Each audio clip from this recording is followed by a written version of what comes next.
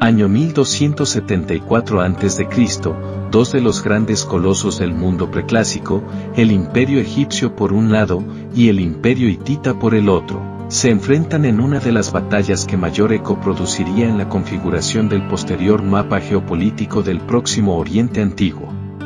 El objetivo: apoderarse de una de las regiones más anheladas y ambicionadas de la historia de la humanidad, la costa sirio-palestina, rica tierra cuyos recursos y ventajas podrían inclinar hacia su conquistador la balanza por el control del Próximo Oriente. A comienzos del siglo XIII a.C., los egipcios y los hititas tuvieron más de 20 años de relación conflictiva.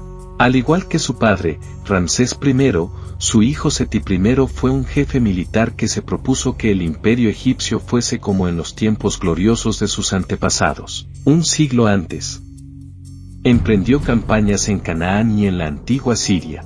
Ocupó de nuevo las posiciones egipcias abandonadas, sometió Canaán, llegó a Siria en donde ocupó el país de Amurru y la ciudad de Cadés, llave de la Siria del norte. Logró contener el avance hitita, pero a su regreso, Cadés volvió a ser ocupado por los hititas. La plaza de Cadés era un nudo de comunicaciones estratégico que unía el camino de la costa con el camino del interior a través del valle del Orontes. Es decir, controlaba todas las caravanas que entraban y salían hacia Egipto. Con la llegada de Ramsés II, alrededor de 1279 a.C., solo Amurru permanecía como aliado en la campaña egipcia, pero Muwatalli intentó que se unieran a él. Los primeros 3 años del reinado del nuevo faraón estuvieron dedicados a los asuntos internos.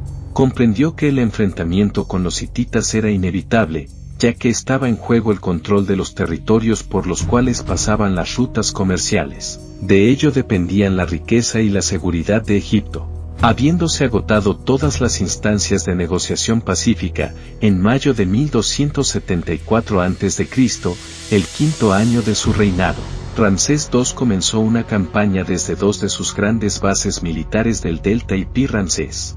En mayo, sus tropas rebasaron la ciudad fortaleza fronteriza de Tgel y se internaron en Gaza por el camino de la costa mediterránea. Hatti tenía un nuevo rey, el inteligente y astuto Muwatalli II, quien no ignoraba las intenciones del joven Ramsés, y tampoco olvidaba que para Egipto era imperioso dominar Cadés y quería recuperar alguna vez el control sobre Siria. En tales circunstancias, comprendía que estaba obligado a actuar. Si Amurru caía en manos del emperador del Nilo, los hititas se exponían a perder todo el centro y norte de Siria, incluyendo puntos neurálgicos de su estrategia como Alepo y Carchemis. Muwatalli, el rey hitita, organizó una gran coalición contra Egipto. Participaban más de 16 estados y provincias entre vasallos y aliados. Se calcula que el rey hitita contaba con 2 grandes cuerpos de infantería con un total de unos 40.000 hombres. Los carros de guerra formaban una enorme masa de 3.700 vehículos. Contra esa coalición marchó Ramsés al frente de su ejército en el quinto año de su reinado. Conducía 4 divisiones colocadas bajo el patrocinio de los grandes dioses de Egipto, Amón en Tebas, Ra en Heliópolis, Ta en Menfis y Ses en Pi Ramsés. Cada una contaba con 4.000 infantes y 500 carros. Las 4 divisiones marcharon por rutas distintas. La primera, Amón, fue hacia Amad, la segunda, Ra, fue hacia Bet-San y la tercera, Ses, por Yenoa. La primera y la segunda divisiones avanzaron a lo largo de la orilla oriental del río Orontes, mientras que los 2 restantes lo hicieron en rutas paralelas por la orilla oeste, entre el río y el mar. El campo de batalla estaba muy claro para ambos comandantes, lucharían bajo las murallas de Cadés. Egipto y Hatti se enfrentarían de una vez por todas en un combate definitivo, una enorme batalla que, por fin, definiría si Siria quedaría bajo el dominio faraónico o hitita. Como la mayoría de los ejércitos de la Edad del Bronce, el ejército hitita estaba organizado en torno a su eficiente fuerza de carros de combate y su poderosa infantería. Los 3 tripulantes del carro hitita, a los que Ramsés llamaba peyorativamente afeminados o mujeres soldados por su costumbre de llevar los cabellos largos, eran el conductor, Desarmado, ya que necesitaba ambas manos para conducir el carro, el lancero y un escudero, encargado de la protección de los otros dos. Sin embargo, estos carros de 3 constituían solamente la fuerza nacional hitita. Sus demás aliados sirios concurrieron al combate en carros de 2 tripulantes denominados marillano, copiados de la tradición bélica hurrita, más ligeros y de usos similares a los de sus equivalentes egipcios. La infantería era, para los comandantes hititas, un arma subsidiaria y secundaria con respecto a los carros. Sus uniformes eran muy variados, reflejando las diversas condiciones físicas y meteorológicas en que combatía. El infante solía llevar una espada de bronce en forma de hoz y un hacha de combate también de bronce, aunque las armas de hierro ya comenzaban a hacer su aparición en tiempos de Cadés. Asimismo, la guardia personal de Mubatali llevaba lanzas largas como las de los aurigas y las mismas dagas que ellos. Al revés que el ejército egipcio, los hititas utilizaban a los carros como arma ofensiva primaria. Esta actitud se evidencia desde el propio diseño del carro en sí. Se la consideraba un arma de asalto básica, creada para atravesar las filas de la infantería enemiga y abrir en ella brechas que la propia infantería pudiese penetrar. Es por ello que, aunque las tripulaciones estaban equipadas con potentes arcos recurvados, el arma que utilizaban en toda ocasión era la lanza larga arrojadiza. El carro hitita, a diferencia del egipcio, tenía el eje ubicado en el centro del chasis y era más pesado, puesto que su dotación era de 3. Estas 2 características lo hacían más lento y menos maniobrable que el de su oponente, teniendo además una clara tendencia a volcar si se pretendía que virase en ángulos cerrados. La infantería, como se ha dicho, debía penetrar en las brechas abiertas por los carros en la infantería enemiga, y por esto se la consideraba solo una fuerza secundaria. Siempre que era posible, los generales hititas intentaban sorprender a su enemigo en campos abiertos de dimensiones tales que les permitieran aprovechar la ventaja que les otorgaban sus carros pesados, teniendo a la vez espacio suficiente para virar con sus grandes ángulos de giro. El ejército egipcio estaba organizado tradicionalmente en grandes cuerpos de ejército organizados a nivel local, que contaban cada uno con unos 5.000 hombres, 4.000 infantes y 500 carros de guerra agregados a cada cuerpo o división. Las numerosas unidades extranjeras que combatieron junto a Ramsés mantenían su identidad ordenándose en unidades separadas por nacionalidad y adscritas a uno u otro cuerpo de ejército, o bien como unidades auxiliares, de apoyo o de servicios. El arma principal del ejército egipcio, utilizada en grandes números tanto por la infantería como por las tripulaciones de los carros, era el temible arco mixto egipcio. Estos arcos disparaban largas flechas capaces de atravesar cualquier armadura de la época, por lo cual, en manos de un buen tirador, se convertían en el arma más letal del campo de batalla. Además del arco, los soldados egipcios llevaban copes, espadas de bronce parecidas a guadañas, en forma de pata de caballo, dagas cortas y hachas de combate con cabeza de bronce. Las unidades de carros no estaban organizadas como cuerpos propios, sino al modo de la artillería regimental actual, eran agregadas a los cuerpos de ejército, de quienes dependían, en una proporción de 25 carros por cada compañía. Los carros egipcios tenían el eje en el extremo posterior y su trocha era mucho mayor que el ancho del vehículo, lo que los hacía casi involcables y capaces de girar prácticamente sobre sí mismos, cambiando de dirección en un tiempo brevísimo. Por ello eran más maniobrables que los de los hititas. Estaban tripulados por solo 2 hombres y no 3 como sus enemigos. Las tripulaciones estaban compuestas por un arquero y el conductor, que además debía proteger a aquel con un escudo. La falta de un tercer tripulante se compensaba con un infante a pie que corría a la par del vehículo, armado con escudo y 1 o 2 lanzas. Al contrario que sus enemigos, que basaban sus tácticas en el uso de carros pesados, el ejército egipcio estaba centrado, ya desde el Imperio Antiguo, en la coordinación de numerosas unidades de infantería organizadas en sus respectivos cuerpos de ejército. La función de los carros egipcios era atravesar las líneas enemigas, previamente obligadas a abrirse mediante los potentes arcos de la infantería. arrollando todo lo que encontraban a su paso. Aparte de su capacidad de choque, hacían las veces de poderosas plataformas de fuego móviles, intentando evitar, en lo posible, trabarse en combates de orden cerrado, donde los más pesados carros enemigos llevaban ventaja. El día 9 del tercer mes, finales de mayo, al llegar a cierta distancia de Cades, la vanguardia capturó a 2 beduinos de la tribu de los Ajazu. Informaron que el rey hitita y su ejército se encontraban en Alepo, a unos 200 kilómetros al norte, y que el soberano hitita se mostraba temeroso ante el avance egipcio. En realidad, el ejército hitita se encontraba tras los muros de Cades la Vieja, y los había enviado para engañar a Ramsés. El ejército hitita en efecto se encontraba tras los muros de Cades la Vieja, pero Muwatalli había establecido su puesto de mando en la ladera noreste de la colina en que se levantaba Cades, puesto elevado que, si bien no le permitía observar el campamento enemigo, sí le daba una clara ventaja de inteligencia, esperando el momento oportuno para sorprender a los egipcios. Sin desconfiar, Ramsés II se apresuró a cruzar el río Orontes por el vado de Saltuna. Una vez situado en el margen oeste, avanzó al frente de la división de Amón, en tanto que las de Ra, Taises estaban retrasadas. Solían ir a una jornada de marcha de distancia para evitar apelotonamientos. La división de Amón y su tren de suministros eran mayores que cualquiera de los otros 3, por lo que el cruce del Orontes duró desde media mañana hasta media tarde. Así es que al atardecer establecieron el campamento. No se ha podido determinar con precisión la ubicación exacta del campamento egipcio en el campo de batalla, pero había un solo lugar con agua potable y fácil de defender, por lo que es posible que Ramsés lo estableciese allí. Se trata del mismo sitio donde Seti había levantado el suyo años atrás.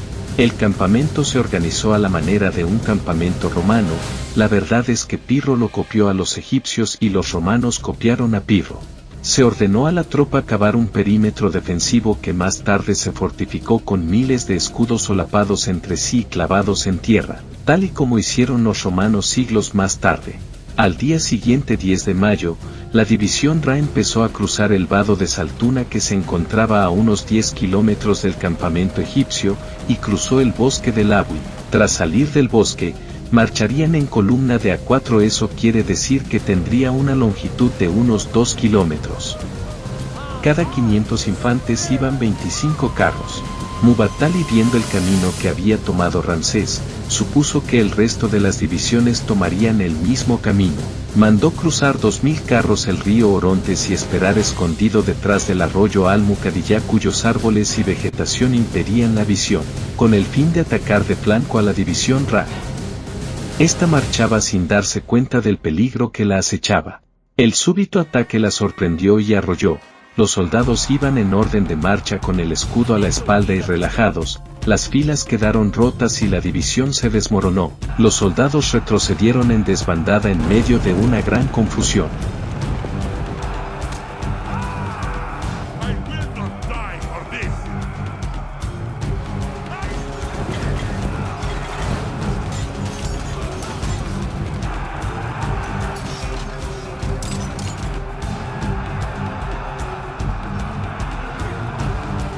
Los de la vanguardia intentaron alcanzar la salvación en el campo egipcio.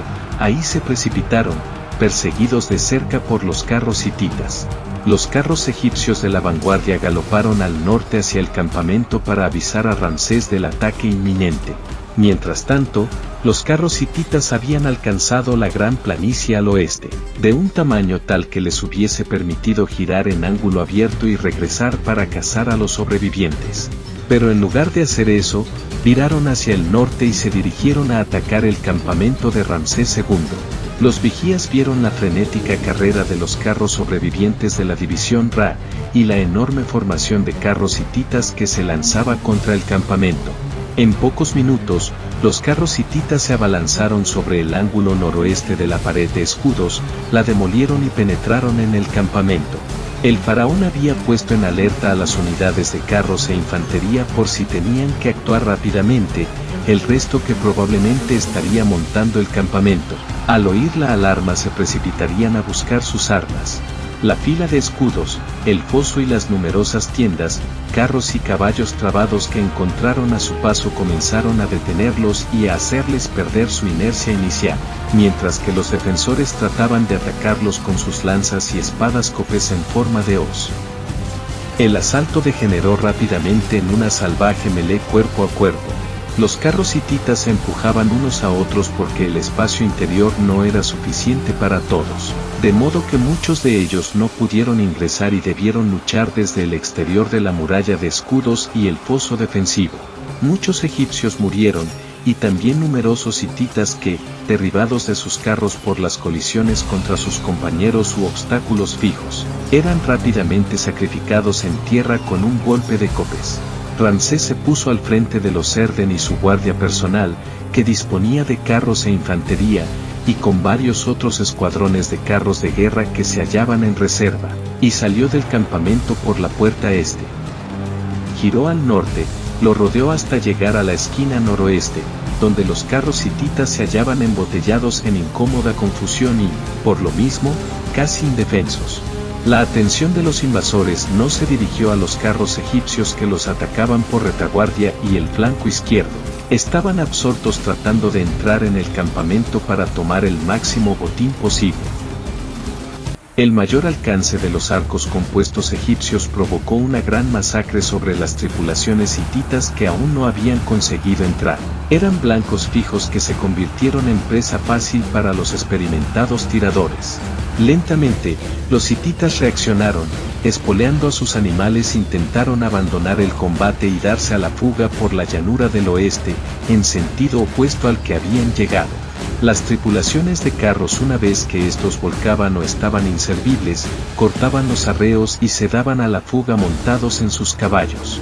Los caballos hititas, al contrario que los del enemigo, estaban fatigados, y sus carros eran más lentos y pesados. Los que ganaron la planicie trataron de dispersarse para no ofrecer un blanco tan obvio, pero los carros egipcios se lanzaron en su persecución. La infantería egipcia siguió a los carros, rematando a los que caían. El combate no estaba desarrollándose como Muwatalli había previsto. La reacción de Ramsés y sus carros había puesto en fuga a los vehículos hititas y ahora los egipcios perseguían a los carros atacantes. En el puesto de mando avanzado en el que se encontraba el rey hitita había muy pocas tropas, aparte de su cortejo personal, lo acompañaban solo unos pocos nobles de su confianza.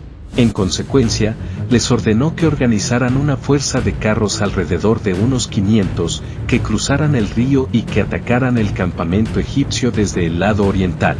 Se reunieron en una formación ad hoc y, con dificultades, cruzaron el Orontes por un vado al norte de la ciudad, hacia el campamento egipcio. Mientras el grueso de los carros de Targuna comenzaba a vadear las aguas del Orontes perseguidos por los egipcios, hicieron su aparición desde el sur algunas unidades de carros de la vanguardia de la división de Ta que se hacía presente en el momento preciso.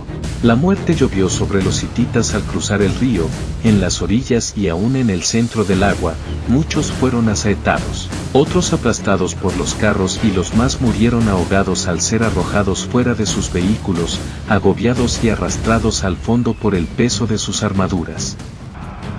En el norte, apenas iniciado el asalto al campamento por esta escasa fuerza, los carros hititas fueron arrollados por una gran fuerza de carros que llegaba desde el oeste por el camino de Biblos. Eran los Najarim, que aparecían providencialmente en ese momento de zozobra egipcia. Más atrás venía su infantería. Los amorreos asaetaron con sus flechas a los carros hititas que luchaban por entrar a través de una brecha abierta en el muro de escudos. Al intentar retroceder para salir de allí y huir nuevamente a la relativa seguridad de la orilla oriental del río Orontes, ocurrió otro hecho que selló la suerte hitita. Mientras comenzaban a vadear las aguas, hicieron su aparición desde el sur algunas unidades de carros que volvían de la caza y persecución de la otra fuerza, acompañadas por los elementos avanzados de carros a la división de Ta que se hacía presente en el momento preciso. Ramsés volvió a ocupar los restos de su campamento para esperar la llegada de Ta y el retorno de los sobrevivientes de Amón y Ra. A los hititas, a pesar de las bajas en carros, les quedaba la infantería intacta. Ramsés tenía, en cambio, 2 divisiones frescas y completas, y los sobrevivientes de las otras 2 fuertemente motivados por las ejecuciones sumarias que acababan de presenciar. Como ninguno de los 2 tenía fuerzas suficientes para continuar la contienda, Muwatalli envió una embajada a solicitar una tregua que Ramsés aceptó de inmediato. Ramsés y su ejército retornaron cabizbajos a Egipto, abucheados y silbados despreciativamente por cada poblado que atravesaban. Para máxima humillación, las tropas hititas siguieron a los egipcios hasta el Nilo a pocos km de distancia, dando toda la impresión de que escoltaban a un ejército derrotado y cautivo. La humillación de los supuestamente victoriosos soldados egipcios fue tan grande que todas las partes de Siria que quedaron bajo su dominio tras Cades se rebelaron contra él. Algunas de ellas incluso antes de que el ejército pasara por allí en su marcha hacia Pi-Ramsés. Todas ellas buscaron el cobijo hitita y quedaron bajo su órbita por muchos años. Si bien Egipto recuperó estas regiones más tarde, necesitó varias décadas para conseguirlo. A partir de Hadés, Egipto y Hatti permanecieron en paz durante aproximadamente 110 años, hasta que en 1190 a.C., Hatti fue completamente destruido por los llamados pueblos del mar.